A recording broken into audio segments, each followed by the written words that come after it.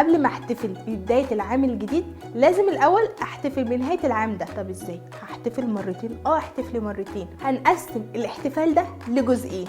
تعالوا نشوف الجزء الاولاني مع ولادك. هتقعدي معاهم وتشوفي الحاجات اللي حصلت حلوة ليهم السنة دي وتكتبوها، وايه السلوكيات الحلوة اللي حصلت، وايه الحاجات بوجه عام اللي حصلت لطفلك وهو اتعلم ايه، واسألي انت اتعلمت ايه في السنة دي، عشان نبدأ السنة الجديدة بحاجة جديدة بهدف تاني عشان تتعلم حاجة تانية. هتبدأي بدفتر جميل تزوقيه انت وهو وتكتبي الصفات الحلوة اللي حصلت فيه السنة دي، ونكتب كمان الحاجات اللي اتعلمها والمهارات اللي اكتسبها السنة دي عشان نشوف التطور بتاعه. وفي ورقة تانية نكتب اوحش حاجات حصلت عشان نتجنبها العام الجديد، والحاجات السلوكيات اللي اكتسبها مش حلوة عشان تحاولي تصححيها انت وهو في الورقة الجديدة بتاعة العام الجديد عشان تبقى دي سلوكيات حلوة في المستقبل. قبل ما تبدأي عام جديد لازم انتوا الاتنين تقعدوا مع بعض تشوفي ايه السلوكيات الحلوة اللي اكتسبها وايه المهارات اللي اكتسبها وايه السلوكيات الوحشة اللي عايزة تتحل وتتجنبها في السنة الجديدة.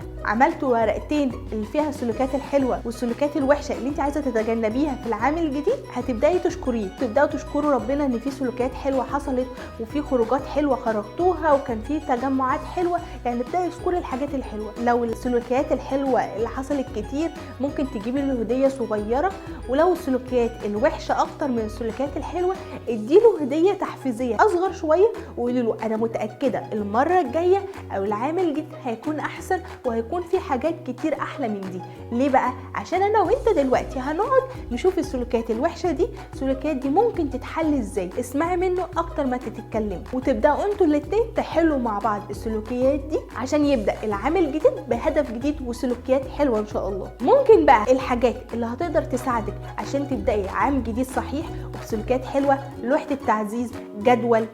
انت ممكن تعملي جدول. لو طفلك 3 سنين ممكن الجدول يبتدي من طفل عنده 3 سنين، هو دلوقتي ادرك وبدا يروح حضانه واستيعابه بقى ما شاء الله ولغته بقت كويسه، تقدري تعملي جدول فيه 3 مهام. مثلا اللي انت هتغسل سنانك الصبح، هتروحي الحضانه، هنقعد مع بعض، او تحطي 3 مهام معينه لابنك تعلقيه على الباب بتاعه، تعلقيه جنب المرايه، تعلقيه في حته هو شايفها عشان الجدول ده يلتزم بيه. كل يوم لما يعمل حاجه اللي هو مطلوبه منه يعمل صح او يحط نجمه. الجدول ده كل ما بنكبر ممكن نحط بقى في الصلاه، غسيل السنان، مذاكره، لو في تمارين نادي، المهام المطلوبه منك يا صغير عشان تعملها عشان ندخل عام جديد باهداف جميله واحنا نكون مستعدين.